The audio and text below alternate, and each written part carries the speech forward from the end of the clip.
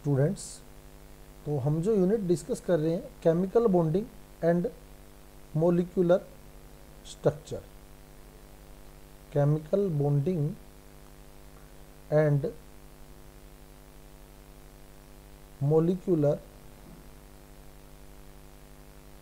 Structure, जिसमें हमारा आज का टॉपिक रहेगा एक तो MOT मोलिकुलर ऑर्बिटल थ्योरी, जिसके बारे में हम कुछ हद तक कल डिस्कस कर चुके हैं। MOT मोलिकुलर ऑर्बिटल थ्योरी, और एक टॉपिक हमारा रहेगा इसमें VSEPR सिद्धांत।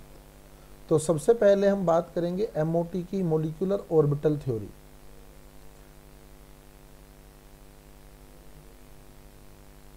Molecular orbital theory, MOT molecular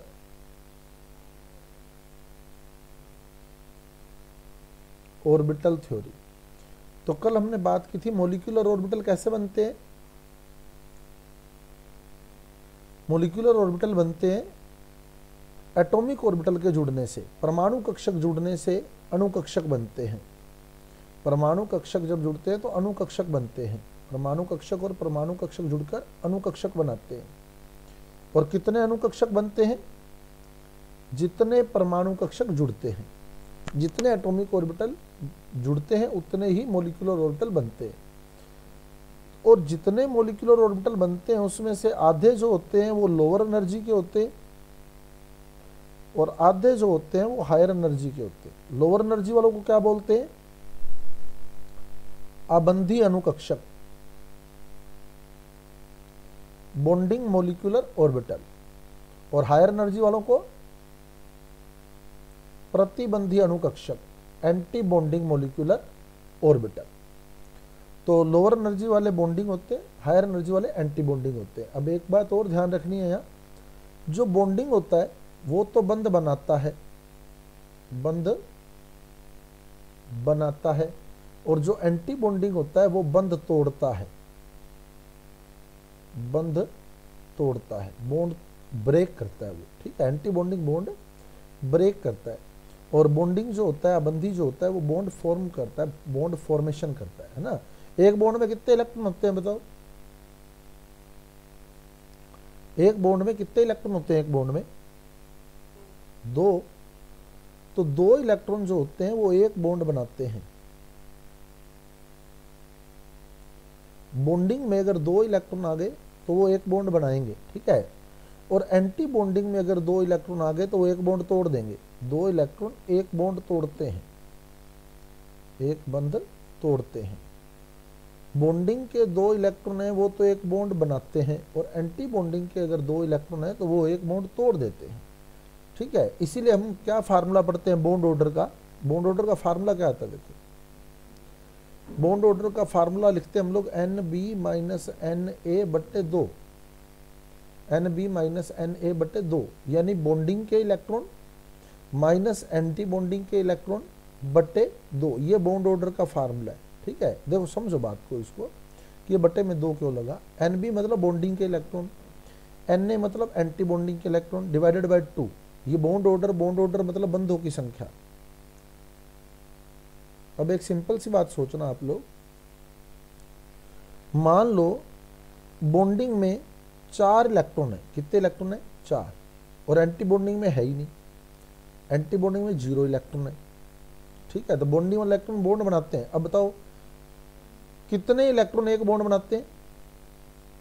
कितने इलेक्ट्रॉनों से एक बॉन्ड बनता है? 2 इलेक्ट्रॉनों से एक बॉन्ड बनता है। तो 4 इलेक्ट्रॉनों से कितने बॉन्ड बन जाएंगे बताओ? 4 इलेक्ट्रॉनों से, 4 इलेक्ट्रॉनों से कितने बॉन्ड बन जाएंगे? 2 बॉन्ड बन जाएंगे। सही है, 2 इलेक्ट्रॉन से एक बॉन्ड बना है तो 4 इलेक्ट्रॉन से 2 बॉन्ड बन जाएंगे। यानी जो बंधों की संख्या होगी वो इलेक्ट्रॉनों की संख्या की हाफ होगी। और कॉमन सी बात है ना, इलेक्ट्रॉनों की संख्या की हाफ होगी। जैसे 2 इलेक्ट्रॉन है, एक बॉन्ड बना रहे हैं, तो 4 इलेक्ट्रॉन है तो 2 बॉन्ड बना रहे हैं। ये बटे में 2 इसीलिए लगाया है, बटे में 2 हाफ किया है उसको, इलेक्ट्रॉनों की संख्या को हाफ कर दिया। समझ आ गई बात? वो बॉन्ड ऑर्डर आ जाएगा। ये बता रहा है कि बॉन्डिंग तो बॉन्ड बनाएगा, और माइनस एंटी बॉन्डिंग के इलेक्ट्रॉन बॉन्ड तोड़ेंगे तो घटेगा ही वो। जैसे देखो मान लो बॉन्डिंग में मान लो 6 इलेक्ट्रॉन है, बॉन्डिंग में कितने इलेक्ट्रॉन है 6, और एंटी बॉन्डिंग में मान लो 4 इलेक्ट्रॉन है, एंटी बॉन्डिंग में कितने 4। अब बॉन्डिंग वाले इलेक्ट्रॉन बंद बनाते हैं, अब बताओ ये बंद बनाते हैं 6 इलेक्ट्रॉनों से, बताओ कितने बंद बन जाएंगे, अपने आप बताओ 6 इलेक्ट्रॉनों से कितने बंद बन जाएंगे 3, इसने 3 बंद बना दिए। एंटी बॉन्डिंग के जो इलेक्ट्रॉन होते हैं वो बंद तोड़ते हैं, वो बंद तोड़ते हैं। तो अब बताओ वापिस 4 इलेक्ट्रॉन कितने बंद तोड़ देंगे 2 बंद तोड़ देंगे। तो बताओ बचे कितने बंद, भाई इन्होंने 3 बनाए, इन्होंने 2 तोड़ दिए, तो बचे कितने 1, तो बॉन्ड ऑर्डर 1 है। समझ आ गई बात, सीधा भी सोच सकते हैं, बॉन्ड ऑर्डर 1 है। अब फार्मूला भी लगा सकते हैं, बॉन्डिंग के इलेक्ट्रॉन कितने 6 माइनस एंटी बॉन्डिंग के कितने 4 डिवाइडेड बाय 2 यानी 2/2 1 आ गया बॉन्ड ऑर्डर। समझ आ गई बात, बॉन्डिंग वाले बॉन्ड बना रहे हैं, एंटी बॉन्डिंग वाले बॉन्ड तोड़ रहे हैं, तो रिमेनिंग बॉन्ड ही बॉन्ड ऑर्डर होते हैं। तो बॉन्डिंग के इलेक्ट्रॉन माइनस एंटी बॉन्डिंग के इलेक्ट्रॉन बटे 2, इलेक्ट्रॉनों की संख्या का हाफ ही होते हैं बॉन्ड। आगे बात समझ क्लियर है फार्मूला। नेक्स्ट बात करें अपने, बॉन्ड ऑर्डर जितना ज्यादा होता है, बॉन्ड ऑर्डर जितना ज्यादा होगा स्टेबिलिटी भी उतनी ही ज्यादा होगी। यानी स्थायित्व जो होता है वो बॉन्ड ऑर्डर के समानुपाती होता है। बंद क्रम जितना ज्यादा होता है स्थायित्व उतना ही ज्यादा होता है। और अगर स्थायित्व ज्यादा है तो बंद लंबाई क्या होगी, बॉन्ड लेंथ क्या होगी बताओ। अगर स्थायित्व ज्यादा है तो बॉन्ड लेंथ कम। बंद लंबाई जो होती है वो बंद क्रम के व्युत्क्रमानुपाती होती है। बंद लंबाई बंद क्रम के व्युत्क्रमानुपाती होती है, मतलब बंद क्रम ज्यादा है तो बंद लंबाई कम होगी। इसका भी मैं हमेशा सिंपल सा एग्जांपल देता हूं। आपके पास बड़ी लकड़ी का टुकड़ा है, ठीक है, और एक लकड़ी का छोटा टुकड़ा है। एक तो लकड़ी का बड़ा टुकड़ा है, एक छोटा टुकड़ा है। आप बताओ किसको तोड़ना आसान है, लकड़ी के बड़े टुकड़े को तोड़ना आसान है या छोटे टुकड़े को तोड़ना आसान है बताओ।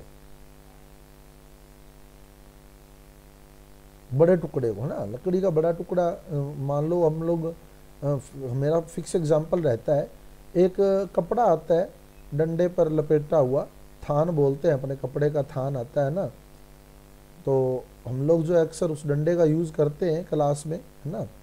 तो वो डंडे की लेंथ जो होती है वो ज़्यादा होती है, तो उस डंडे के हम 3-4 टुकड़े कर लेते हैं आराम से, और छोटा छोटा कर लेते हैं। तो ये साइज छोटा कर लिया। अब ये छोटा साइज भी तोड़ सकते हैं क्या बताओ आराम से। छोटा साइज भी आराम से टूट जाएगा क्या उसी तरह से जैसे हमने बड़ा साइज तोड़ा था। छोटा साइज उतनी आसानी से नहीं टूटता। मतलब बॉन्ड लेंथ जितनी कम होगी, बॉन्ड लेंथ जितनी कम होगी स्थायित्व उतना ही ज्यादा होगा। आगे बात समझ। यानी बंद क्रम ज्यादा है तो स्थायित्व ज्यादा है, तो बॉन्ड लेंथ कम है। स्थायित्व ज्यादा है तो मतलब बॉन्ड लेंथ कम है। यानी बॉन्ड लेंथ जो होती है वो बॉन्ड ऑर्डर के इनवर्सली प्रोपोर्शनल होती है। बॉन्ड लेंथ जो होती है वो बॉन्ड ऑर्डर के इनवर्सली प्रोपोर्शनल होती है। क्लियर। अब कल आपको बता दिया था मैंने, H2 का केस बता दिया था, He2 का केस बता दिया था, Li2 का केस बता दिया था, Be2 का केस बता दिया था। कैसे बनाना है इसको, H2 कैसे बनेगा, मैं जस्ट एक एग्जांपल दे रहा हूं। H2 कैसे बनेगा, H + H बराबर H2। अब H का इलेक्ट्रॉनिक विन्यास बताओ कितने नंबर पे आता है H, 1 नंबर पे। तो क्या लिखेंगे हम लोग 1s1, और इस H का भी 1s1, 1s1। तो कितने एटॉमिक ऑर्बिटल जुड़ रहे हैं बताओ, कितने एटॉमिक ऑर्बिटल जुड़ रहे हैं 2। तो मॉलिक्यूलर ऑर्बिटल भी 2 ही बनेंगे, एक लोअर एनर्जी का, एक हायर एनर्जी का। लोअर एनर्जी वाला होता है बॉन्डिंग मॉलिक्यूलर ऑर्बिटल BMO, और हायर एनर्जी वाला होता है anti bonding molecular orbital ABMO। अब एस एस ओवरलैपिंग से कौन सा बॉन्ड बना था बताओ, एस एस ओवरलैपिंग से सिग्मा, ये 1s है तो 1s है ना, 1s ऑर्बिटल यूज हुए हैं तो 1s, और एंटी बॉन्डिंग को सिग्मा स्टार से लिखेंगे, सिग्मा स्टार 1s। अब नंबर ऑफ टोटल इलेक्ट्रॉन कितना है बताओ, टोटल नंबर ऑफ इलेक्ट्रॉन कितना है, टोटल नंबर कितना हो गया 2, एक इसमें 2 हो गया। तो पहले इलेक्ट्रॉन किस में भरते हैं, लोअर एनर्जी वाले में, तो लोअर एनर्जी वाला यहाँ सिग्मा 1s है, तो पहले दोनों इलेक्ट्रॉन सिग्मा 1s में भर दिए जाएंगे, 2 इलेक्ट्रॉन है, दोनों को दोनों लोअर एनर्जी वाले में आ गए, तो ये H2 की MOT हो गई। तो इसका इलेक्ट्रॉन कॉन्फ़िगरेशन क्या बना, H2 का इलेक्ट्रॉन कॉन्फ़िगरेशन क्या बना, सिग्मा 1s में 2 इलेक्ट्रॉन है और सिग्मा स्टार 1s में 0 इलेक्ट्रॉन है, ये इलेक्ट्रॉन कॉन्फ़िगरेशन बन गया। बॉन्ड ऑर्डर निकाल लो, बॉन्ड ऑर्डर, ये 2 इलेक्ट्रॉन बॉन्डिंग वाले 2 इलेक्ट्रॉन एक बॉन्ड बनाएंगे, ये एक बंद बनाएंगे, 2 इलेक्ट्रॉनों से एक बॉन्ड बन गया। क्या यहां कोई इलेक्ट्रॉन है क्या जो बॉन्ड तोड़ सकता है एंटी बॉन्डिंग में, है क्या, नहीं है, मतलब यहां एक बॉन्ड बनेगा तो बॉन्ड ऑर्डर 1 है इसका, बॉन्ड ऑर्डर 1 है इसका। फार्मूला लगा सकते हो नहीं तो बॉन्ड ऑर्डर का NB माइनस NA/2, NB यानी बॉन्डिंग के इलेक्ट्रॉन कितने हैं 2, माइनस एंटी बॉन्डिंग के इलेक्ट्रॉन कितने हैं 0, 2 माइनस 0/2 यानी 2/2, 1 आ गया बॉन्ड ऑर्डर। और मैग्नेटिक प्रॉपर्टी भी दिखनी है H2 की, मैग्नेटिक प्रॉपर्टी भी पता होनी चाहिए अपने को। मैग्नेटिक प्रॉपर्टी, अगर अनपेयर्ड इलेक्ट्रॉन होते हैं, अयुग्मित इलेक्ट्रॉन होते हैं तो यौगिक अणुचुंबकीय होता है ना। अब H2 के पास बताओ, H2 के पास देखो, एक तो ये वाला कक्षक है, एक ये वाला कक्षक है, बताओ सारे इलेक्ट्रॉन युग्मित है या अयुग्मित है, पेयर्ड है या अनपेयर्ड इलेक्ट्रॉन है, बताओ इसके पास सारे इलेक्ट्रॉन पेयर्ड है, तो मैग्नेटिक प्रॉपर्टी कैसी होगी, due to the presence of paired electron प्रतिचुंबकीय, डायामैग्नेटिक। क्लियर, समझ आ गई बात, डाउट है कोई तो आप कंसल्ट कर सकते हैं, नहीं तो बहुत इजी काम है, हो जाएगा। अब एक और बता रहा हूं मैं Be2 का, Be2 कैसे बनेगा बताओ, Be2 अपने आप सोचो, Be2 कैसे बनेगा बताओ, Be प्लस Be बराबर Be2। अब बताओ Be कितने नंबर पे आता है, Be बेरिलियम कितने नंबर, एटॉमिक नंबर क्या है बेरिलियम का 4, तो इलेक्ट्रॉन कॉन्फ़िगरेशन 1s2 2s2, आप आउटर वाला ही ले लो बस सीधा 2s2, तो इसके 2s में 2 इलेक्ट्रॉन है, इसके भी 2s में 2 इलेक्ट्रॉन है।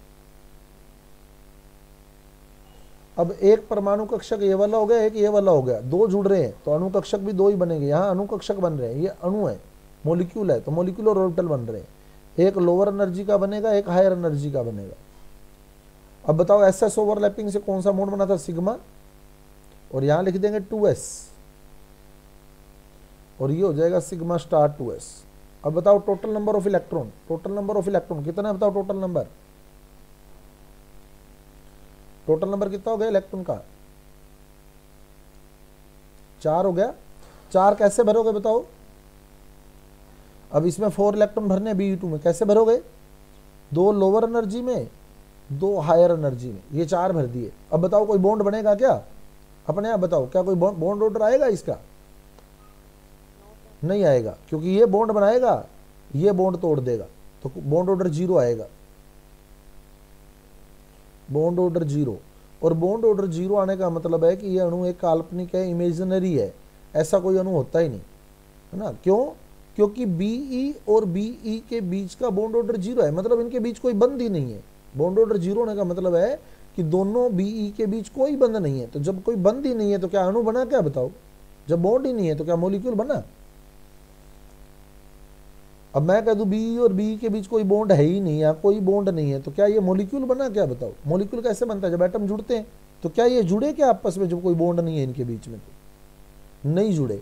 इसका मतलब ये सिर्फ एक इमेजिनरी मॉलिक्यूल है, ऐसा मॉलिक्यूल वास्तव में नहीं होता, काल्पनिक अणु है ये। तो ये प्रश्न भी आता है, निम्न में से कौन सा अणु काल्पनिक है, तो कौन सा, जिसका बॉन्ड ऑर्डर कितना आएगा, 0 आएगा। आगे बात समझ लग गया पता।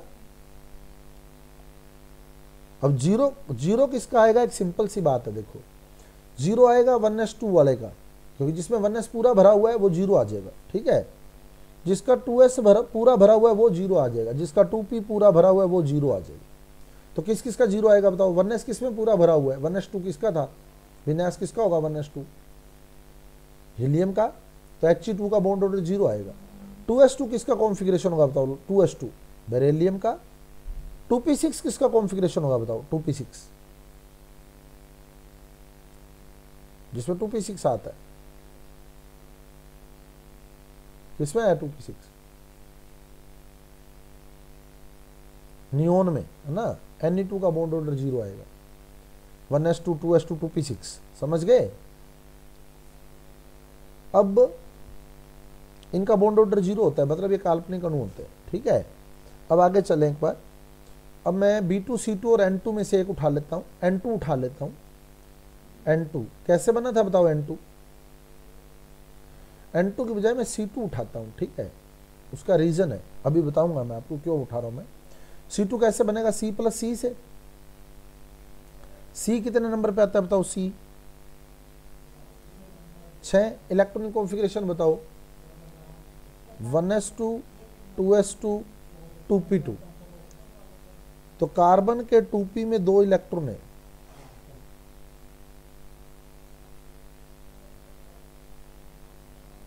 इस कार्बन के 2p में भी 2 इलेक्ट्रॉन है, ठीक है। कार्बन 2p2 हो गया। अब अणु बना C2, C2 अणु बना। अब बताओ कितने एटॉमिक ऑर्बिटल हैं? 3 और 3 6। तो मॉलिक्यूलर ऑर्बिटल भी कितने बनेंगे बताओ? मॉलिक्यूलर ऑर्बिटल भी कितने बनेंगे? 6। और कैसे बने थे बताओ? B2 C2 और N2 में बनाए थे। कैसे बनाए थे बताओ? याद है तो कल बताया था आपको। 1 2 1 2 बताया था ना कल। 1 2 1 2 1 2 1 2। अब ये भी P है, ये भी P है। PP ओवरलैपिंग से बताओ कौन से बॉन्ड बनते हैं? PP ओवरलैपिंग से, PP ओवरलैपिंग से कौन से बॉन्ड बनते हैं? सिग्मा भी बनते हैं और पाई भी बनते हैं। अगर एक्सियल ओवरलैपिंग हुई है तो कौन सा बनेगा? एक्सियल ओवरलैपिंग हुई है तो सिग्मा, और लेटरल हुई है तो पाई, है ना। और जो 2 कक्षक इकट्ठे हैं ना, ये वाले, ये पाई बॉन्ड वाले हैं, ठीक है। ये पाई, ये भी पाई, ये पाई अनुकक्षक है। 2px यानी पी कक्षक 3 प्रकार के होते हैं, एक तो px, एक py और एक pz। px और py से पाई बॉन्ड बनता है और pz से सिग्मा बॉन्ड बनता है, ठीक है। समझ गए? pz से सिग्मा बॉन्ड बनता है। अब बताओ इसको क्या लिखेंगे? इन 2 को क्या लिखूं बताओ? इन 2 को, ये एंटी बॉन्डिंग है तो क्या लगाएंगे? Pi star 2px, pi star 2py, और ये क्या हो जाएगा? Sigma star 2pz। अब टोटल नंबर ऑफ इलेक्ट्रॉन बताओ कितना है? सारे इलेक्ट्रॉन बताओ कितने? कितने हो गए सारे इलेक्ट्रॉन? 4 इलेक्ट्रॉन हो गए। अब 4 इलेक्ट्रॉन भरने हैं। पहले किसमें भरोगे बताओ? 4 इलेक्ट्रॉन। पहले 4 इलेक्ट्रॉन किसमें भरोगे? कम ऊर्जा वाले में। तो 1 2 3 4, ये 4 इलेक्ट्रॉन पूरे भर दिए। समझ आ गई बात? ये 4 इलेक्ट्रॉन पूरे हो गए। बंद करम बताओ, देख के बता दो यहां से कितना होगा बताओ बॉन्ड ऑर्डर?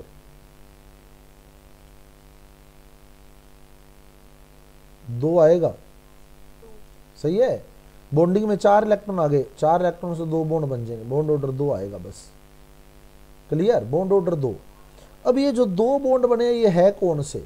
इसका बंधन कौन सा है? ये बहुत इंपॉर्टेंट बात है, क्योंकि ये क्वेश्चन 95% स्टूडेंट गलत करके आएंगे। अगर वो दे देगा ना ऐसे, C2 का बंधन है ऐसे, मतलब C2 में बॉन्ड कौन सा है, ऑप्शन दे देगा, आपको पता लग गया 2 बंध है ना। ऑप्शन देगा 1 sigma 1 pi, B 2 sigma, C 2 pi, D none of these. तो कौन सा है बताओ? C2 का बॉन्ड ऑर्डर 2 है, तो ये 2 बॉन्ड कौन से हैं बताओ? 1 सिग्मा 1 पाई है, 2 सिग्मा है, 2 पाई है, या कोई नहीं?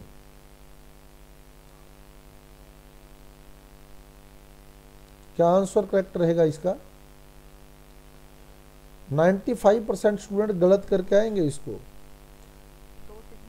2 पाई है इसका आंसर, ठीक है। ये बहुत ही इंपॉर्टेंट बात है। कैसे? देखो यहां से साफ दिख रहा है आपको, देखो इसका बंधन 2 पाई है। कैसे? ये पाई बॉन्ड बना रहा है, ये देखो दिख रहा है ना, पाई दिख रहा है। तो ये 2 इलेक्ट्रॉन पाई बॉन्ड बना रहे हैं, एक पाई बन गया। ये वाले, ये भी पाई बॉन्ड बनता है यहां भी, तो ये भी 2 इलेक्ट्रॉन पाई बॉन्ड बना रहे हैं। आगे बात समझ? तो बंधन 2 पाई है इसका, लग गया पता? तो पहले तो सिग्मा बॉन्ड बनता है। वो ओवरलैपिंग का केस है ना। एमओटी जो है C2 की इस प्रकार से होती है। इसमें कारण क्या होता है, ये कक्षक B2 C2 और N2 जो है ना, B2 C2 और N2, ठीक है, ये अलग है इसकी एमओटी। इसमें 2 ऑर्बिटल ये वाले नीचे हैं ना, बाकी सब में सिग्मा नीचे आएगा। क्योंकि पहले अगर सिग्मा बॉन्ड हम इसमें बनाते हैं तो सिग्मा की एनर्जी कम होनी चाहिए। पहले वही बॉन्ड बनेगा जिसकी एनर्जी कम है। इसमें एनर्जी किसकी कम है? पाई की। इन तीनों के केस में ये ऐसा है, बाकी किसी केस में ऐसा नहीं होगा। इन तीनों के केस में पहले पाई बॉन्ड बनता है एमओटी के according, according to MOT, not overlapping. समझ आ गई बात? एमओटी के अकॉर्डिंग। एमओटी में ओवरलैपिंग इफेक्टिव नहीं होती। एमओटी में हम लोग सिर्फ यही दिखाते हैं कि 2px, ये जो पाई लिखा है ना, पाई 2px पाई 2py, ये क्यों लिखा है? हम सिर्फ इसमें यही बता रहे हैं कि 2px अगर ओवरलैपिंग करता है तो पाई बॉन्ड बनता है, 2py अगर ओवरलैपिंग करते हैं तो पाई बॉन्ड बनते हैं, 2pz अगर ओवरलैपिंग करते हैं तो सिग्मा बॉन्ड बनते हैं, ठीक है। ये हमने क्लियर कर दिया। लेकिन जब C2 मॉलिक्यूल, N2 मॉलिक्यूल और B2 मॉलिक्यूल इनको देखा गया तो इनमें यह पाया गया कि पाई ऑर्बिटल की एनर्जी कंपैरेटिवली कम है सिग्मा ऑर्बिटल से, इसलिए इसमें पाई नीचे रखा हुआ है। समझ आ गई बात? ठीक है, तो बंधन पाई है, यहां से देख के चलेंगे आप लोग। ये लिखा हुआ देखो, बंधन 2 पाई, प्रतिचुंबकीय, प्रतिचुंबकीय है ना। सारे इलेक्ट्रॉन पेयर्ड है इसके। और अगर इलेक्ट्रॉन कॉन्फ़िगरेशन लिखना चाहते हो तो क्या आएगा? पाई 2px2, पाई 2px में 2 इलेक्ट्रॉन है, पाई 2px2 बराबर पाई 2py2। बराबर क्यों लगाया है? क्योंकि दोनों की एनर्जी इक्वल है इसलिए लगाया, ठीक है। Is less than sigma 2pz0। Less than क्यों लगाया है? क्योंकि अब इन दोनों की एनर्जी कम हो गई, किससे? सिग्मा 2pz से, और सिग्मा 2pz में 0 है। कोई जरूरी नहीं है ऐसे है, ऐसे भी आ सकता है, सीधा लिखा हुआ भी पाई 2px2 पाई 2py2 यूं भी आ जाता है। Sigma 2pz0 pi star 2px0 pi star 2py0 sigma star 2pz0, या ये बराबर के निशान लगे हुए आ जाए तो इसका मतलब इन दोनों की एनर्जी बराबर है। फिर लेस देन सिग्मा 2pz, मतलब सिग्मा 2pz से इनकी एनर्जी कम है। समझ गए? आगे समझ? चलें आगे। अब मैं एक एग्जांपल और देता हूं आपको O2 का। O2, O2 कैसे बनेगा बताओ? O प्लस O बराबर O2। अब O बताओ कितने नंबर पे आता है? O 8 पे। इलेक्ट्रॉन कॉन्फ़िगरेशन बताओ? 1s2 2s2 2p4, तो 2p4 बना लो सीधा।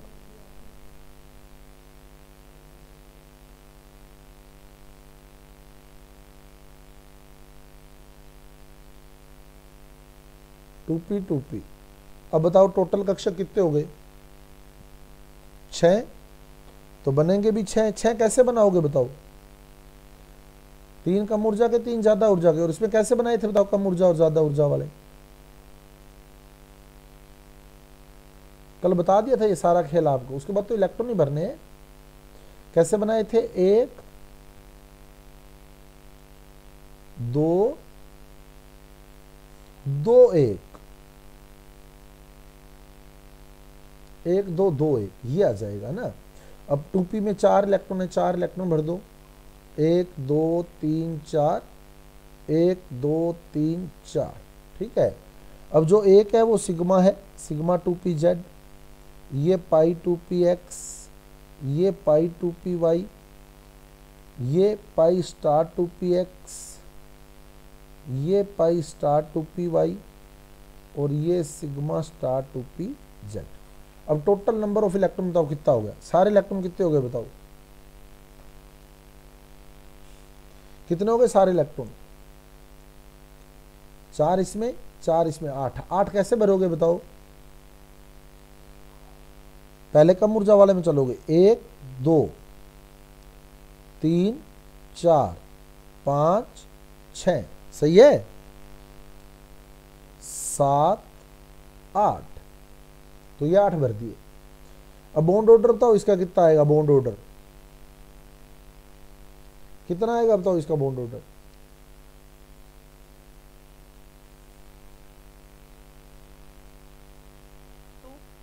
टू है ना। ये 6 इलेक्ट्रॉन 3 बॉन्ड बना देंगे और ये 2 इलेक्ट्रॉन 1 बॉन्ड तोड़ देंगे, बस सीधा हिसाब है। तो 6 में से 1 बॉन्ड, 3 बॉन्ड में से 1 बॉन्ड टूट गया तो बदक्रम 2 आएगा। नहीं तो ये कर सकते हो एनबी के इलेक्ट्रॉन बॉन्डिंग के इलेक्ट्रॉन माइनस एंटी बॉन्डिंग के इलेक्ट्रॉन बटे 2। तो बॉन्डिंग में 6 इलेक्ट्रॉन है, एंटी बॉन्डिंग में 2 इलेक्ट्रॉन है, तो 6 माइनस 2 बटे 2 यानी 4 बटे 2।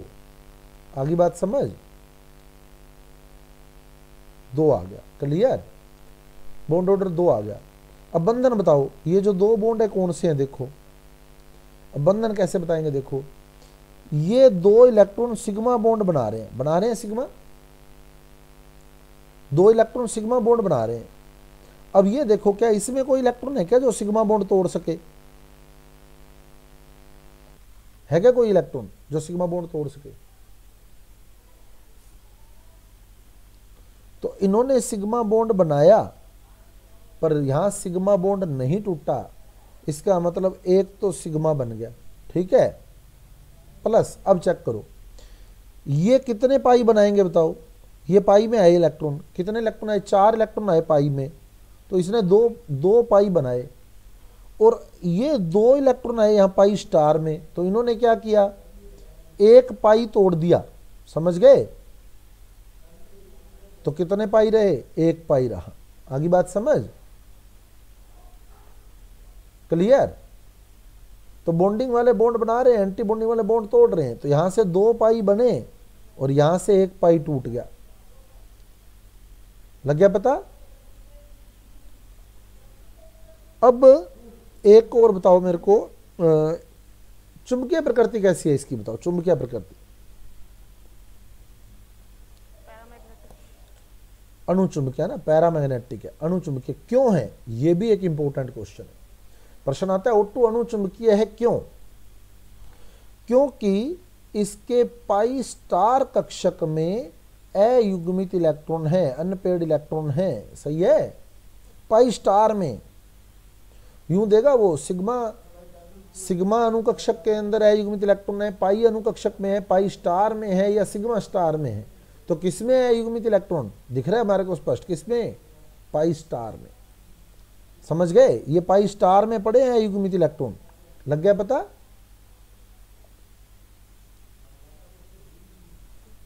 अब एक क्वेश्चन और यहां से, जैसे वो O2 का बंध क्रम कितना आया बताओ, O2 का कंपैरिजन कराएगा आपसे, O2 minus, O2 plus, O2 plus 2, O2 minus 2, इस तरह से कंपैरिजन करवाएगा, ठीक है। तो आपने क्या करना है, O2 की MOT बना लेनी है, बना ली O2 की MOT, तो O2 का बॉन्ड ऑर्डर कितना आया, स्थायित्व का कंपैरिजन करा सकता है, बॉन्ड लेंथ का कंपैरिजन करवा सकता है। आप यहां बॉन्ड ऑर्डर नोट करो सबका, बस O2 का बॉन्ड ऑर्डर कितना आया, 2। अब आपको आगे दिया O2 माइनस, O2 माइनस का मतलब क्या होगा बताओ, इलेक्ट्रॉन गेन किया या डोनेट किया O2 ने, O2 माइनस लिख रहा हूं अगर मैं, तो इसने क्या किया, गेन किया, ग्रहण किया है। तो जब आप इसमें इलेक्ट्रॉन जोड़ोगे, अब इसमें इलेक्ट्रॉन जोड़ना है आपने, तो अब आप बताओ कौन से कक्षक में वो इलेक्ट्रॉन आएगा। अगर आप इलेक्ट्रॉन जोड़ते हो तो वो कौन से कक्षक में आएगा इलेक्ट्रॉन, पाई एंटी बॉन्डिंग, यहां आएगा वो इलेक्ट्रॉन, सही है, इस जगह पर यहां आएगा वो इलेक्ट्रॉन। तो बॉन्ड ऑर्डर निकाल लो, क्या बनेगा बताओ bond order, NB minus NA बटे 2 कर लो, तो NB माइनस NA बटे 2 करोगे तो 6 माइनस 3 बटे 2 यानी 3 बटे 2 यानी 1.5, सही है क्या, लग गया पता। और आगे कह रहा है O2 प्लस। O2 प्लस का मतलब O2 इलेक्ट्रॉन त्यागेगा। तब जब O2 इलेक्ट्रॉन त्यागेगा तो कौन सा इलेक्ट्रॉन निकलेगा बताओ? कॉमन सी बात है, ये वाला, ये इलेक्ट्रॉन निकल जाएगा। सही है, ये इलेक्ट्रॉन निकल जाएगा। तो ये इलेक्ट्रॉन निकल जाएगा तो बॉन्ड ऑर्डर क्या रहेगा बताओ?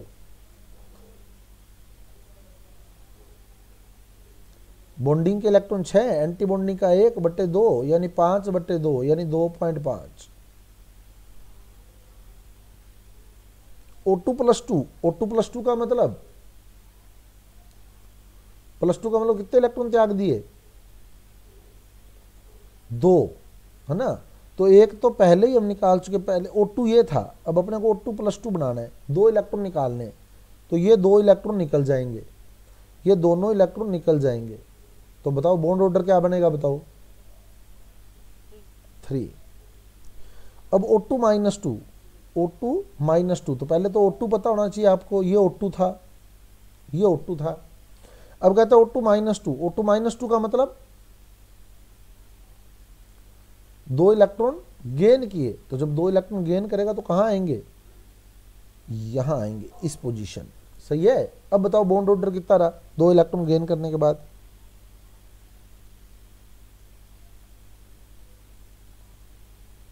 1। सही है, 1 नहीं आएगा।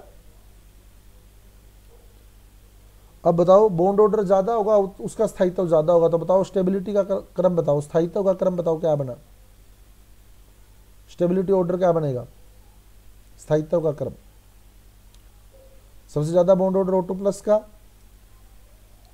उससे कम पहले सबसे ज्यादा O2 प्लस 2 है ना, 3, फिर O2 प्लस, फिर O2, फिर O2 माइनस, फिर O2 माइनस 2। ये स्थायित्व का क्रम है। और बॉन्ड लेंथ का क्रम, बंद लंबाई का क्रम बिल्कुल इसके अपोजिट हो जाएगा, रिवर्स हो जाएगा इसका।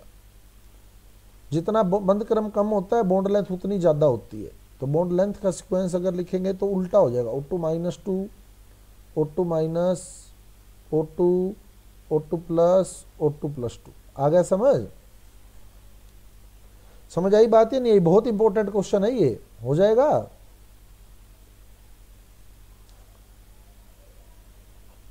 क्लियर है MOT? अब F2 और Ne2 करके देख लेना आप लोग, हो जाएगी। चलें आगे।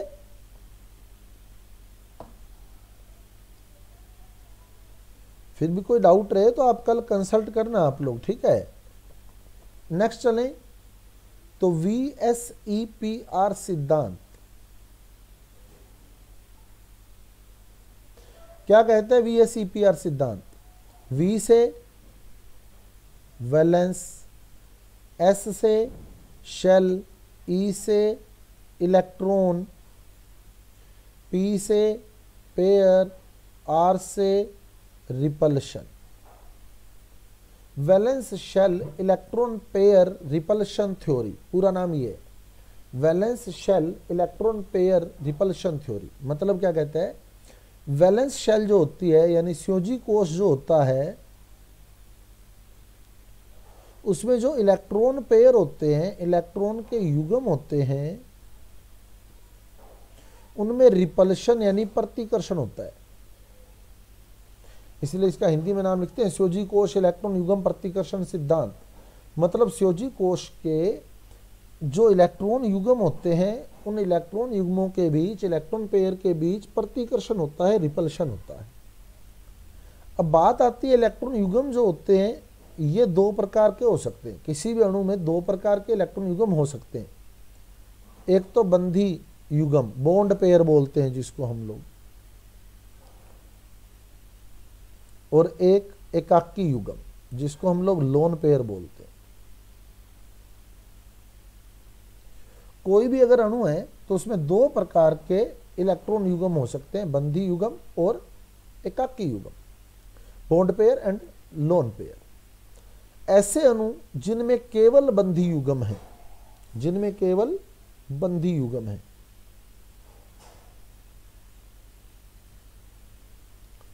जिनमें केवल और केवल बंधी युग्म है, ऐसे अणुओं की ज्यामिति सममित होती है। सममित, सिमेट्रिक ज्यामिति वाले अणु, सममित ज्यामिति वाले अणु, मतलब इनकी ज्यामिति भी निश्चित होती है और बंध कोण भी निश्चित होता है, जिसमें केवल बंधी युग्म होगा, केवल बॉन्डिंग इलेक्ट्रॉन होंगे, बॉन्ड पेयर वाले इलेक्ट्रॉन होंगे, लोन पेयर नहीं होगा। और जिनमें ऐसे अणु जिनमें बॉन्ड पेयर है और साथ में लोन पेयर भी आ गया, ऐसे अणुओं की ज्यामिति असममित हो जाती है। उनमें ना तो ज्यामिति निश्चित रहती है, ना ही बंध कोण निश्चित रहता है, मतलब उनकी ज्यामिति भी बदल जाती है और बंध कोण भी बदल जाता है। मोटी मोटी बात ये समझ आ गई बात। इसियोजी कोश के जो इलेक्ट्रॉन युग्म होते हैं उनमें प्रतिकर्षण होता है। अब ये इलेक्ट्रॉन युग्म कितने प्रकार के हो सकते हैं? बंधी युग्म भी हो सकते हैं, एकाकी युग्म भी हो सकते हैं। जिन अणुओं में केवल बंधी युग्म है, जैसे उदाहरण देता हूं आपको, देखो CH4, तो C के साथ 4 H जुड़े हैं। अब बताओ क्या C के आउटर शेल में कितने इलेक्ट्रॉन होते हैं? पहले तो ये बताओ, C के आउटर शेल में, C के आउटर शेल में कितने इलेक्ट्रॉन होते हैं? 4, क्योंकि 6 नंबर पे आता है, पहले कोश में 2, दूसरे में 4, चारों के चारों बॉन्ड बनाने में चले गए। तो क्या कोई फ्री बचा क्या इसके पास? नहीं बचा, यानी इसके पास सारे बॉन्ड पेयर हैं, एक एक इलेक्ट्रॉन H का भी है इसमें, है ना। तो ये पेयर है इलेक्ट्रॉनों का, और हर पेयर जो है बॉन्ड बनाने में गया हुआ है, तो इसको बॉन्ड पेयर बोलते हैं हम लोग। क्लियर? तो जिनमें केवल बॉन्ड पेयर होते हैं ना, उनकी ज्यामिति सममित होती है, सिमेट्रिक होती है, चतुष्फलकीय ज्यामिति बोलते हैं। अगर 4 बंद आ गए इस केस में तो समझ गए। और बॉन्ड एंगल भी फिक्स होता है 109 डिग्री 28 मिनट, पढ़ते हैं हम लोग, है ना। अब मान लो बॉन्ड पेयर के साथ लोन पेयर भी आ गया, बॉन्ड पेयर लोन पेयर भी आ गया, जैसे अमोनिया NH3। बताओ NH3 में लोन पेयर होता है या नहीं होता है? इनके पास होता है ना लोन पेयर। तो ये असममित ज्यामिति वाला होगा। अब ये भी एक सिंपल सा क्वेश्चन बनता है, VSEPR सिद्धांत के अनुसार सममित अणु है। तो VSEPR सिद्धांत के अनुसार सममित अणु किसको कहते हैं? जिसमें केवल और केवल क्या हो? बॉन्ड पेयर हो। आगे बात समझ? क्लियर? जिसमें लोन पेयर ना आए, ठीक है। और जिसमें लोन पेयर आएगा वो असममित हो जाएगा, according to VSEPR theory, asymmetric हो जाएगा वो। अब जो सम्मित अणु होते हैं या जिनकी ज्यामिति सम्मित होती है, VSEPR थ्योरी क्या कहती है? जैसे मान लो अणु है AB2, तो VSEPR थ्योरी कहती है कि उसका हाइब्रिडाइजेशन होगा sp, संकरण होगा sp, आकृति होगी उसकी रेखीय, यहाँ A लगा होगा, एक B इधर लगा होगा, एक B इधर लगा होगा, लीनियर जियोमेट्री होगी उसकी, और बॉन्ड एंगल जो होगा वो 180 डिग्री का होगा। कॉमन सी बात है, यहाँ 180 डिग्री आएगा, सही है, 180 डिग्री। अब AB3 है तो वो कहता है sp2 ज्यामिति होगी, sp2 संकरण होगा सॉरी इसमें, और इसकी जो ज्यामिति होगी वो ट्राइएंगुलर, त्रिकोणीय, समतल त्रिकोणीय, इस तरह से AB3 समतल त्रिकोणीय, प्लेनर ट्राइगोनल। और बॉन्ड एंगल जो होगा वो 120 डिग्री का होगा, 120 डिग्री, क्योंकि ये पूरा 360 हो गया है ना। तो 120 120 120, तो बॉन्ड एंगल हो गया 120 का। फिर कहते हैं AB4 है तो हाइब्रिडाइजेशन होगा sp3। इस पर किसी में लोन पेयर नहीं आ रहा, देखो ये सारे सम्मित की बता रहा है, वो सिमेट्रिक की बता रहा है। तो चतुष्फलकीय ज्यामिति होगी इस तरह से, सेंटर में A आ जाएगा, कॉर्नर पर B आ जाएगा, टेट्राहेड्रल चतुष्फलकीय। और चतुष्फलकीय का बंध कोण कितने डिग्री का होता है? चतुष्फलकीय का बंध कोण 109 डिग्री 28 मिनट। अगर AB5 है, AB5 तो संकरण होता है sp3d, और इसकी ज्यामिति बोली जाती है त्रिभुजीय द्विपिरामिडीय। इस तरह से सेंटर में A आ गया, इस कॉर्नर पर B लगे हुए हैं, 3 बॉन्ड तो ये बन गए, एक बॉन्ड ऊपर एक बॉन्ड नीचे, त्रिभुजीय द्विपिरामिडीय, ट्राइगोनल बाइपिरामिडल, त्रिभुजीय या त्रिकोणीय द्विपिरामिडीय, और इसमें जो बंद कोण होता है 90 डिग्री और 120 डिग्री का, 90 डिग्री 120 डिग्री का, है ना। कैसे देखो, ये तो हो जाएगा 90 डिग्री का, ये तो 90 डिग्री का हो गया। और जो त्रिभुज वाले बॉन्ड है ये वाले, ये 120 120 के थे, ये ऊपर भी पड़ा था अपने, ऐसे त्रिभुज बनाया था एक, ऐसे ही बनेगा वो त्रिभुज। ये पूरा 360 है तो ये 120 120 120, और ये वाला 90 का हो गया, ये 90 का हो जाएगा। अब AB6 में संकरण होगा sp3d2, sp3d2। तो इस तरह से अष्टफलकीय ज्यामिति होती है। यहाँ A लगा होता है, बाकी कॉर्नर पर B लगे होते हैं, ऑक्टाहेड्रल अष्टफलकीय। और इसमें जो बॉन्ड एंगल होता है 90 डिग्री का होता है, क्योंकि ये जो स्केयर है ना बीच वाला, ये पूरा 360 हो गया, तो ये 90 90 90 90 हो गया, है ना।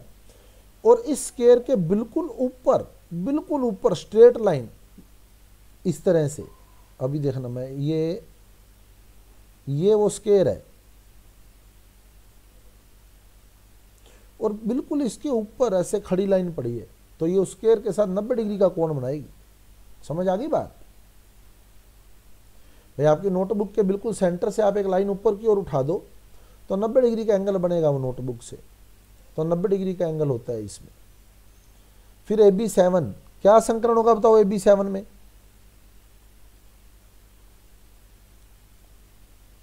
AB7 में sp3d3। जितने बॉन्ड बनते हैं ना, वही बात है, देखो AB2 मतलब 2 बॉन्ड बने, ये आपको मैंने बताया था 2 सिग्मा बॉन्ड है AB2।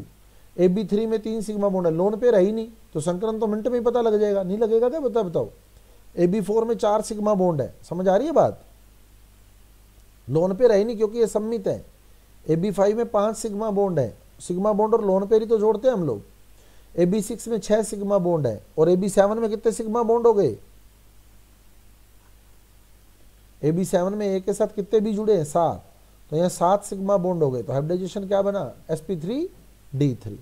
तो आकृति आ जाएगी इसकी, सेंटर में पंचभुज हो जाएगा, तो सेंटर में तो 5 भुजाएं निकल गई, पंचभुजीय, और एक बॉन्ड ऊपर एक बॉन्ड नीचे, द्विपिरामिडीय, पंचभुजीय द्विपिरामिडीय। और बॉन्ड एंगल जो बनेगा 72 डिग्री और 90 डिग्री का। 72 डिग्री तो पंचभुज का बनेगा, इस तरह से एक पंचभुज है मान लो, है ना। तो ये पूरा 360 का है, तो एक 72 72 72 का हो गया। अब वही बात सेम टू सेम इसके वाली, जैसे इसमें सेंटर से एक लाइन उठी हुई थी, वैसे इसमें सेंटर से एक लाइन उठी हुई है बिल्कुल स्ट्रेट, तो वो इस पंचभुज के साथ 90 डिग्री का कोण बनाएगी, तो 72 डिग्री और 90 डिग्री का बॉन्ड एंगल हो गया। समझ आ गई बात?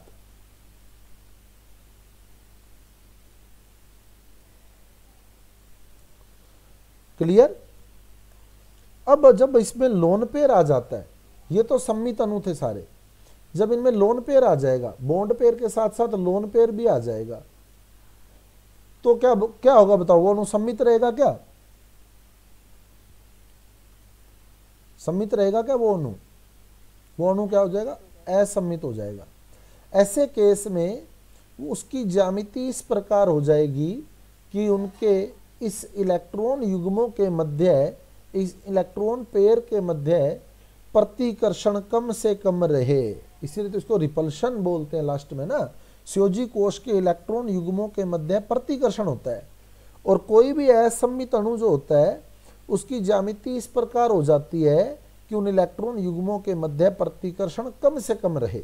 और प्रतिकर्षण का क्रम क्या होता है? सबसे ज्यादा प्रतिकर्षण होता है LP LP के बीच, उससे कम LP BP के बीच, और सबसे कम BP BP के बीच। ये प्रतिकर्षण का क्रम भी इंपॉर्टेंट है। सबसे ज्यादा रिपल्शन जो होता है लोन पेयर के बीच, उससे कम लोन पेयर बॉन्ड पेयर के बीच, सबसे कम बॉन्ड पेयर के बीच। अब देखो जैसे कंपैरिजन देता है हमारी बुक में, ये ज्यामिति कैसे बदलती है, देखो बॉन्ड एंगल कैसे बदलता है। CH4 NH3 और H2O का, CH4 का संकरण भी sp3 है, NH3 में N का संकरण भी sp3 है, H2O में O का संकरण भी sp3 है, ये सारे संकरण sp3 है, ठीक है। अब CH4 तो क्या है, सम्मित है, NH3 भी सम्मित है क्या, या असम्मित है NH3, असमित और H2O असमित इसमें भी लोन पेयर है ना। तो जो सम्मित है उसकी ज्यामिति सारणी के अनुसार होगी। CH4 इस कैटेगरी में आ जाएगा, चतुष्फलकीय है, 109 डिग्री 28 मिनट। तो सम्मित की तो उस सारणी के अनुसार होती है, तो CH4 चतुष्फलकीय और बॉन्ड एंगल हो जाएगा 109 डिग्री 28 मिनट का। अब बात आई NH3 की, तो NH3 में कितने लोन पेयर हैं बताओ, एक। तो आप N लगाएं और जो एक बॉन्ड ऊपर की ओर लगाए उसकी जगह लोन पेयर आ जाएगा, ये लोन पेयर आ गया, समझ गए, क्योंकि लोन पेयर है तो फिर बॉन्ड तो आएगा नहीं, वहां लोन पेयर आएगा, ये लोन पेयर आ गया, और बाकी तीनों H आ गए। लग गया पता। अब लोन पेयर को हम ज्यामिति में लेते नहीं है, बॉन्ड बॉन्ड देखते हैं ज्यामिति में, तो उस हिसाब से अगर NH3 की ज्यामिति देखी जाए तो ये बन गई पिरामिडीय, पिरामिड बन गया एक, देखो इसके नीचे अगर आप कॉर्नर इसके जोड़े तो इस तरह से NH3 की आकृति ऊपर की ओर उठी हुई है, देखो बेस से, इस बेस से ऊपर की ओर उठा हुआ है, ऐसे पिरामिड बन रहा है एक, समझ गए। N ऊपर है, 3H नीचे पड़े हैं त्रिभुज के रूप में, 3H नीचे त्रिभुज के रूप में पड़े हैं और N ऊपर उठा हुआ है, मतलब ये चीज बन रही है, देखो 3H नीचे पड़े हैं त्रिभुज के रूप में ऐसे, और N जो है वो इस त्रिभुज से ऊपर यहां उठा हुआ है, इस तरह से, इस तरह से।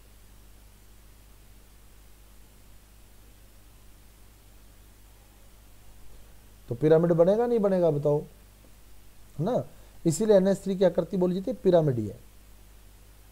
अब ये लोन पेयर जो होता है ना, ये बॉन्ड पेयर को रिपेल करता है, रिपल्शन का क्रम है, सबसे ज्यादा प्रतिकर्षण होता है लोन पेयर के बीच। अब इसमें तो एक ही लोन पेयर है, तो लोन पेयर रिपल्शन तो इसमें लगेगा नहीं, ठीक है, क्योंकि लोन पेयर है ही एक। अब लोन पेयर जो होता है वो बॉन्ड पेयर को रिपेल करता है, तो ये वाले बॉन्ड पेयर इधर मुड़ जाते हैं, बॉन्ड पेयर मुड़ गए क्योंकि लोन पेयर ने बॉन्ड पेयर को रिपेल किया, लोन पेयर ने बॉन्ड पेयर को रिपेल किया। और बॉन्ड पेयर प्रतिकर्षण सबसे कम होता है, मतलब बॉन्ड पेयर एक दूसरे के नजदीक आ सकते हैं, ठीक है। तो इस लोन पेयर ने क्या किया, इस लोन पेयर ने इसको रिपेल किया और इसी लोन पेयर ने इसको भी रिपेल किया, तो बॉन्ड पेयर क्या हुआ, एक दूसरे के नजदीक आ गए। तो पहले जो 109 डिग्री 28 मिनट के कोण पर थे वो पहले की तुलना में एक दूसरे के नजदीक आ गए, तो जब नजदीक आ गए तो लगभग 107 डिग्री का बंद कोण इसमें रह गया। समझ आई बात, पता लग गया बॉन्ड एंगल क्यों कम हुआ, क्योंकि NH3 में lone pair bond pair repulsion लगा। क्लियर। अब H2O में बताओ कितने लोन पेयर होंगे, H2O में 2 लोन पेयर होंगे ना। तो इसमें जहां 2 बॉन्ड दिखाए थे ना वहां 2 लोन पेयर दिखाएंगे आप लोग। अब इस तरह से दिखाएंगे, देखो O एक लोन पेयर तो ये दिखा दिया और एक लोन पेयर ये दिखा दिया और बाकी 2 बॉन्ड दिखा दिए, ठीक है। तो एंगुलर शेप आ गई इसकी, कोणीय या वी आकार, वी जैसा दिख रहा है। HOH देखना है सिर्फ, ये वाली चीज HOH, समझ गए। तो ये वी आकार या कोणीय एंगुलर कह सकते हैं हम इसको, ठीक है, वी आकार। अब सबसे ज्यादा रिपल्शन किसमें होगा बताओ, सबसे ज्यादा रिपल्शन लोन पेयर तो ये दोनों लोन पेयर जो है ये एक दूसरे को रिपेल करेंगे। तो ये वाला लोन पेयर इधर मुड़ गया, ये वाला लोन पेयर इधर मुड़ गया, ठीक है। अब सपोज ये लोन पेयर यहां आ गया इस जगह, तो ये लोन पेयर क्या करेगा, बॉन्ड पेयर को रिपेल करेगा उसके बाद। तो ये वाला बॉन्ड पेयर इधर मुड़ जाएगा, ये वाला बॉन्ड पेयर इधर मुड़ जाएगा, तो क्या होगा, बॉन्ड पेयर और ज्यादा नजदीक आ जाएंगे। समझ आ गई बात, पहले से भी नजदीक आ जाएंगे। तो यहां बॉन्ड एंगल रह जाता है लगभग 104 डिग्री का, 104 डिग्री का। तो असममित अणु में ज्यामिति और बंध कोण दोनों ही बदल जाते हैं। संकरण चाहे सेम हो, संकरण चाहे सममित के जैसा ही हो उनमें, लेकिन उसमें ज्यामिति जो होगी वो सममित के जैसी नहीं होगी, ना ही बंध कोण सममित के जैसा होगा। समझ आ गई बात। तो ये इंपॉर्टेंट बातें हैं VSEPR सिद्धांत की। इसके अलावा एक दो बातें और भी है, लेकिन वो इतनी इंपॉर्टेंट नहीं है, उनसे क्वेश्चन नहीं आता है, क्वेश्चन इन्हीं में से निकलता है। क्लियर है इतनी बात। तो ये आपका जो एक और बता दूं मैं, अष्टक के नियम के अपवाद बता दूं, एक्सेप्शन ऑफ ऑक्टेट रूल, अष्टक नियम के अपवाद। अष्टक नियम के अपवाद में अष्टक का प्रसार भी आता है और अपूर्ण अष्टक भी आता है। कुछ अणु वैसे तो हम कहते हैं कि जिसके पास 8 इलेक्ट्रॉन है वो स्थायी है, लेकिन इसके एक्सेप्शन में एक्सपेंशन ऑफ ऑक्टेट भी आता है और इनकम्प्लीट ऑक्टेट भी आता है। अष्टक का प्रसार और अपूर्ण अष्टक। अष्टक का प्रसार मतलब जिसके पास 8 से ज्यादा इलेक्ट्रॉन है वो अष्टक के प्रसार में आएंगे, है ना। जैसे जिनोन के यौगिक, क्योंकि जिनोन अकेरिया गैस है, वो ऑलरेडी ऑक्टेट रखती है, तो जब उसका कंपाउंड बनेगा, चाहे HCF2 हो, चाहे HCF4 हो, चाहे HCF6 हो, वो अष्टक के प्रसार में आएगा। इसके अलावा जिसमें 4 से ज़्यादा बॉन्ड बन रहे हैं, जैसे PCl5, कॉमन सी बात है, एक बॉन्ड में 2 इलेक्ट्रॉन होते हैं, तो 5 बॉन्ड में 10 इलेक्ट्रॉन हो गए। SF6 12 इलेक्ट्रॉन हो गया इसके पास। IF7, तो I के पास कितने इलेक्ट्रॉन हो गया IF7 में?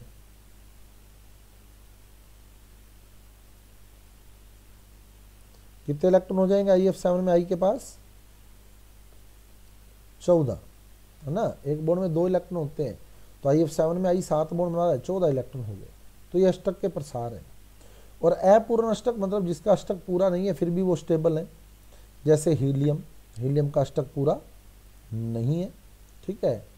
और इसके अलावा आप चलेंगे तो BF3, BeCl2, AlCl3, इसमें किसी भी केंद्रीय परमाणु का अष्टक जो है पूरा नहीं है। जैसे यहाँ बोरोन के पास 6 इलेक्ट्रॉन है, यहाँ बेरिलियम के पास 4 इलेक्ट्रॉन है, यहाँ एल्यूमिनियम के पास 6 इलेक्ट्रॉन है। क्लियर, समझ आ गई बात।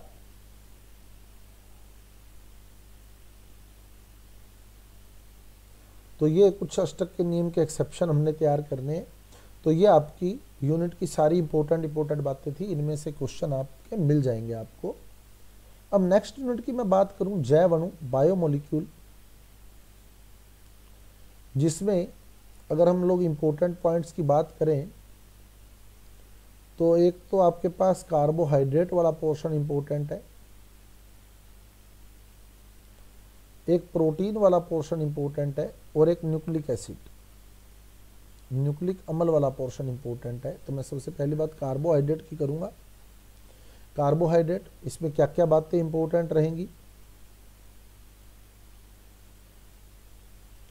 एक तो कार्बोहाइड्रेट जो है, इनका नाम कार्बोहाइड्रेट क्यों रखा गया, इनका सामान्य सूत्र अगर आपसे पूछता है तो कार्बो यानी कार्बन और हाइड्रेट यानी जल,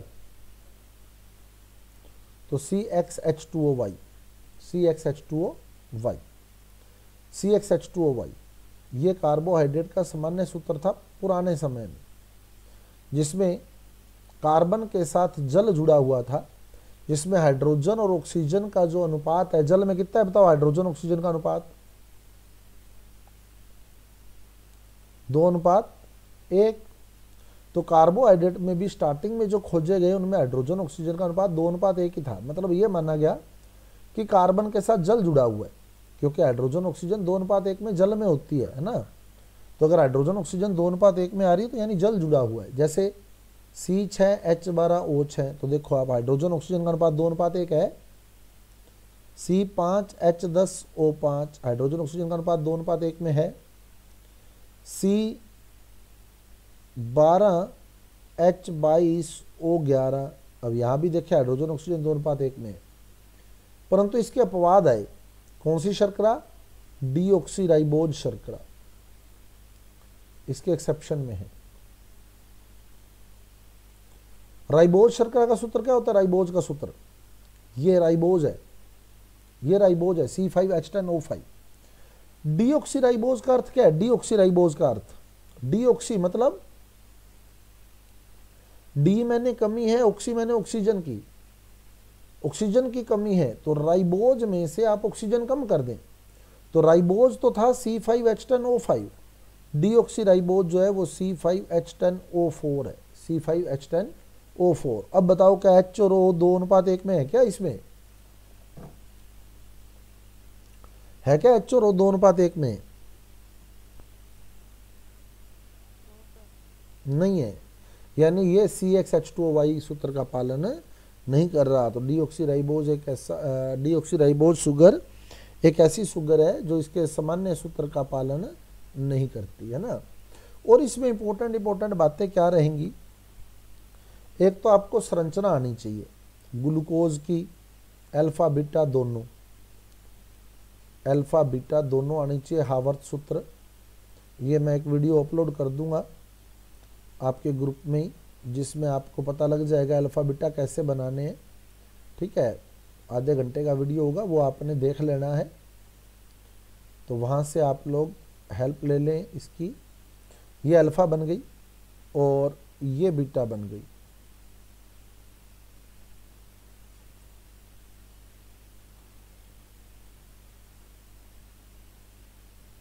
ये OH है ऊपर, H है नीचे, ये सारा वहाँ क्लियर हो जाएगा आपको। क्योंकि आजकल क्या है, ये ट्रेंड चल रहा है, स्ट्रक्चर बनी हुई आ जाती है और वो पूछ लेता है कौन सी संरचना सही है अल्फा ग्लूकोज की। तो ऐसी कई संरचनाएं बनी होंगी जिसमें से आपको अल्फा ग्लूकोज छांटनी होगी, ग्लूकोज है या फ्रक्टोज है, ये संरचनाएं आपको सीखनी है। इसका एक आधे घंटे का वीडियो मैं अपलोड कर दूंगा, तो वहाँ से आपने हेल्प लेकर स्ट्रक्चर तैयार कर लेनी है। ठीक है, उसके बाद डाइसैकेराइड, डाइसैकेराइड जिसमें हमारे को सुक्रोज, माल्टोज और लैक्टोज, ये 3 डाइसैकेराइड पढ़नी है। सुक्रोज जो है ये अन्नपचायक डाइसैकेराइड है, अन्नपचायक शर्करा है। मोस्ट इंपोर्टेंट क्वेश्चन है ये। आरपीएससी के पास या किसी भी कंपटीशन एग्जाम में आप बैठ रहे हैं, तब आपके पास अगर डाइसैकेराइड का क्वेश्चन आता है तो यही आता है, निम्न में से अन्नपचायक शर्करा है तो कौन सी? सुक्रोज। सुक्रोज एक अन्नपचायक शर्करा है, बाकी दोनों जो होती है वो अपचायक होती है, रिड्यूसिंग होती है। तो ये एक इंपॉर्टेंट बात है कि सुक्रोज जो है वो एक अन्नपचायक शर्करा है। अब डाइसैकेराइड क्या है? जिसमें 2 मोनोसैकेराइड होती है। तो सुक्रोज में जो 2 मोनोसैकेराइड होती है वो एक तो ग्लूकोज और एक फ्रक्टोज। सुक्रोज जो है वो ग्लूकोज और फ्रक्टोज से बना होता है। इसमें ग्लूकोज अल्फा होती है, अल्फा डी ग्लूकोज, और फ्रक्टोज जो होती है वो बीटा होती है, बीटा डी फ्रक्टोज।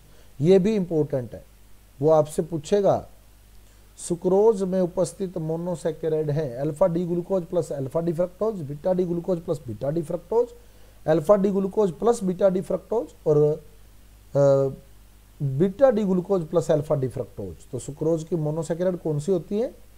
ग्लूकोज कौन सी? अल्फा। फ्रक्टोज कौन सी? बीटा। डी तो लगना ही लगना है, सब में लगना है, शर्कराएं सभी डी होती है ना, तो डी तो लगेगा ही लगेगा। लेकिन मेन बात जो है ग्लूकोज अल्फा, फ्रक्टोज बीटा। तो पहले तो आप ये तैयार कर लें कि एक ग्लूकोज है एक फ्रक्टोज है। सुक्रोज ग्लूकोज और फ्रक्टोज से बना है। माल्टोज दोनों ग्लूकोज है, माल्टोज में दोनों ग्लूकोज हैं, और लैक्टोज में एक ग्लूकोज है और गलैक्टोज है। ग्लूकोज और गलैक्टोज, ग्लूकोज और गलैक्टोज, लैक्टोज में कौन सी है? गलैक्टोज। तो सुक्रोज में ग्लूकोज फ्रक्टोज, माल्टोज में ग्लूकोज, लैक्टोज में ग्लूकोज गलैक्टोज। अब ये होती कौन कौन सी है? सुक्रोज में alpha glucose beta fructose, maltose में अल्फा ग्लूकोज और लैक्टोज में बीटा ग्लूकोज और बीटा गलैक्टोज। लैक्टोज में दोनों बीटा, माल्टोज में दोनों अल्फा और सुक्रोज के अंदर ग्लूकोज अल्फा और fructose beta. Most important questions हैं ये जो मैं आपको बता रहा हूं, ये मिस नहीं होने चाहिए किसी भी कीमत पर। ठीक है, ये तैयार करेंगे आप लोग, बाकी स्ट्रक्चर वगैरह नहीं पूछता।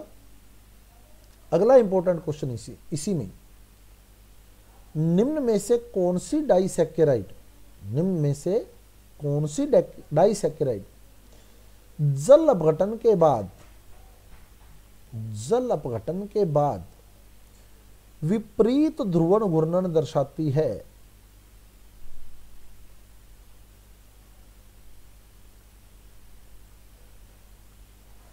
निम्न में से कौन सी डाइसैकेराइड जल अपघटन के बाद विपरीत ध्रुवण घूर्णन दर्शाती है? तो वो सुक्रोज एक अनपचायक शर्करा है, जल अपघटन के बाद इसके ध्रुवण घूर्णन की दिशा भी बदल जाती है। जल अपघटन के बाद इसके ध्रुवण घूर्णन की दिशा बदल जाती है। क्या कारण है उसका, देखो आप, उसका कारण भी क्लियर करें हम लोग। सुक्रोज का जब जल अपघटन करते हैं तो क्या बना था बताओ? सुक्रोज का जब जल अपघटन करते हैं तो क्या बना? एक तो ग्लूकोज बनी और क्या बनी? फ्रक्टोज बनी। और सही है, ग्लूकोज और फ्रक्टोज। सुक्रोज जो होती है ना वो दक्षिण ध्रुवण घूर्णक शर्करा है, डेक्स्ट्रोरोटेटरी है, डेक्स्ट्रोरोटेटरी। सुक्रोज कौन सी है? दक्षिण ध्रुवण घूर्णक, डेक्स्ट्रोरोटेटरी है। जब इसका जल अपघटन किया तो ग्लूकोज और फ्रक्टोज बनी। ग्लूकोज होती है +52 डिग्री, प्लस का मतलब दक्षिण ध्रुवण घूर्णक यानी डेक्स्ट्रोरोटेटरी, डेक्स्ट्रोरोटेटरी दक्षिण ध्रुवण घूर्णक। और जो फ्रक्टोज होती है वो होती है -92 डिग्री, माइनस का मतलब वाम ध्रुवण घूर्णक। तो जो सुक्रोज है वो खुद दक्षिण ध्रुवण घूर्णक है। जल अपघटन से इसने ग्लूकोज और फ्रक्टोज बनाया। ग्लूकोज दक्षिण ध्रुवण घूर्णक था, फ्रक्टोज वाम ध्रुवण घूर्णक था। अब बताओ ये पूरा मिक्सचर क्या होगा? रिजल्ट चेक करो इसका। ये प्लस का 52 है, ये माइनस का 92 है, तो प्लस का 52 और माइनस का 92, उत्तर क्या आएगा बताओ इसका? माइनस का 40। सही है, माइनस का 40 आने का मतलब ये पूरा मिक्सचर जो है क्या होगा? वाम ध्रुवण घूर्णक होगा। सही है, माइनस मतलब वाम, लिवोरोटेटरी। माइनस का मतलब वाम यानी लिवोरोटेटरी होगा। तो सुक्रोज क्या था? दक्षिण ध्रुवण घूर्णक था। जल अपघटन के बाद जो मिक्सचर बना वो क्या है? वाम ध्रुवण घूर्णक है। यानी जल अपघटन के बाद सुक्रोज के ध्रुवण घूर्णन की दिशा बदल जाती है, विपरीत हो जाती है। जो पहले डेक्स्ट्रो था वो बाद में लीवो बन जाता है। समझ आ गई बात? लग गया पता? और ये ग्लूकोज और फ्रक्टोज का जो मिक्सचर बना है ना इसमें, इसको हम लोग इन्वर्ट शुगर बोलते हैं। इन्वर्ट शुगर, प्रतीप शर्करा। प्रतीप मतलब उल्टा, यानी ये मिक्सचर जो होता है अपने जनक से विपरीत ध्रुवण घूर्णन रखता है, उल्टा ध्रुवण घूर्णन रखता है। इसलिए इस मिक्सचर को इन्वर्ट शुगर कहते हैं, प्रतीप शर्करा कहते हैं।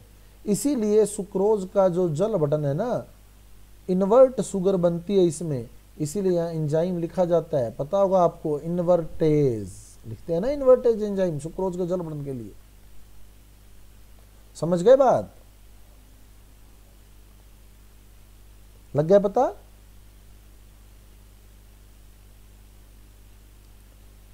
उसके बाद जैसे हम कह रहे हैं सुक्रोज किससे बना? ग्लूकोज और फ्रक्टोज से। ग्लूकोज और फ्रक्टोज जुड़ी तो सुक्रोज बना। तो जब ये दोनों जुड़ेंगी तो किसी ना किसी बॉन्ड से तो जुड़ेंगी ना, ये दोनों कोई ना कोई बॉन्ड तो इनमें होगा ना। तो जब ये जुड़ती है ना तो दो मोनोसैकेराइड इकाइयां जिस बॉन्ड से जुड़ी होती हैं उस बॉन्ड को ग्लाइकोसिडिक बंध कहते हैं, ग्लाइकोसिडिक बॉन्ड कहते हैं। तो ग्लाइकोसिडिक बॉन्ड दो मोनोसैकेराइड इकाइयों के बीच बनने वाला बॉन्ड है। कौन सा? Glycosidic bond. दो मोनोसैकेराइड इकाइयों में कौन सा बॉन्ड बना होगा? Glycosidic bond. और ग्लाइकोसिडिक बंध कौन सा बंध होता है? ईथर बंध होता है। ईथर होता है ये। कैसे देखो आप भाई, हम लोग जब ये मोनोसैकेराइड जोड़ते हैं ना